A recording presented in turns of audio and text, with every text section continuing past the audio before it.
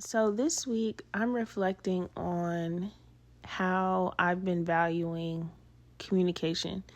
And I feel like a lot of times you learn all these tips and you learn all these techniques on how to effectively communicate, how to de-escalate situations, like how to set boundaries. And you can say all those things and you can have all those tools.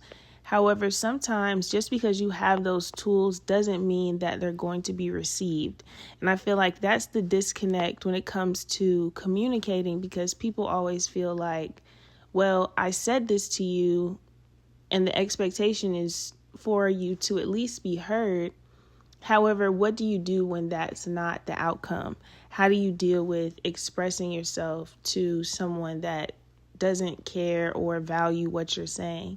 And what do you do with your feelings when you can't have those kind of conversations with people?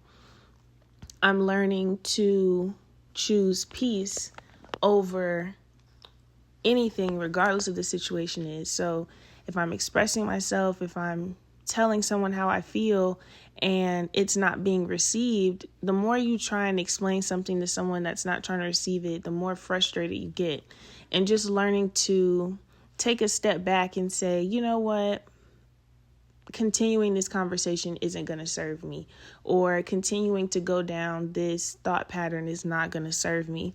So I don't think that at any point anyone's feelings should be dismissed, but I always feel like you have to know, once you see where the conversation is going and once you see where the disconnect is, and if you're the type of person that can view it from both sides, then it's okay to take a step back and say, I accept how I feel, I respect how I feel, and I also respect where you are to not be at a place to receive it.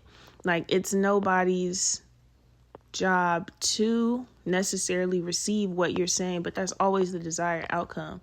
And just because it hasn't happened in the past with certain people doesn't mean that it can't happen one day with someone else, or it doesn't mean that I feel like people should shut down because they tried having a conversation in the past, it didn't work. So obviously trying to do that again is going to be triggering. It's going to be daunting. It's not going to be a road that you're willing to go down. But never lose hope in knowing that there's somebody out there that will listen to you, that will respect your feelings, that will value your point of view. Your feelings are valid. I believe it's just always the delivery. And once you have like mastery and control over how you are getting your message across, and you know that you're doing it from a place of love and you're doing it from a place of wanting to be on the same page with whoever the person is, that's really all you can do. I do believe that it's the individual's decision, once they realize that their communication is not being received, to decide how often will they continue to place value and presence in those relationships where the message is just it's not being heard, it's not being valued, it's being dismissed. I don't believe that you should keep trying to force your feelings on anybody. People that are willing to listen and are willing to hear and value what you have to say are going to listen to you. And sometimes learning to be that person for yourself is the challenge. Once you learn to validate yourself, and once you learn being okay with not liking how something went, but you still feel grounded in your feelings, even if they're not received, I believe that's just the most peaceful place you can be at. I believe that everybody has the right to express themselves the way they want to express themselves, but also just we all have had our own individual lives, and things that are triggering to some people aren't triggering to other people. And once you can get on the same page and acknowledge, like, okay, this is what I meant to say, this is how it was received. And that's just the challenge of communicating. It really takes this willingness to be on the same page. Ultimately, it takes two people, or however many people are involved, to get on the same page. And sometimes it requires you to revisit conversations and prior feelings and things that have happened, just so we can be on a peaceful page together. Just because ultimately I believe that there is love in expressing yourself, and there's love in being vulnerable. And when you can share that with somebody and you feel heard and you feel respected, it's just such a great feeling. So I always believe that you should be able to do that with yourself, bring God into it. Sometimes you don't have like a friend to call. Sometimes you don't have people that are immediately available. One thing that I can always say is no matter what's going on, I can just pause.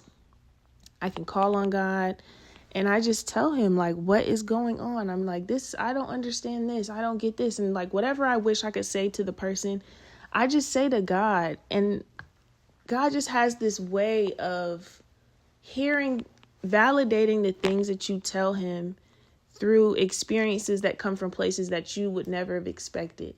Sometimes you can be so set on getting an outcome from a particular person, you're closed off from seeing that I just met somebody who I shared something with and they didn't have a reaction at all. God has just a way of turning a situation around to where you do end up getting that validation and you do end up getting your feelings hurt. So at the end of the day, even if you don't have someone to talk to, you don't have a friend you can call, you don't have somebody that's immediately at your disposal, you can always call on God and you can always just tell him how you're feeling in whatever state you're in.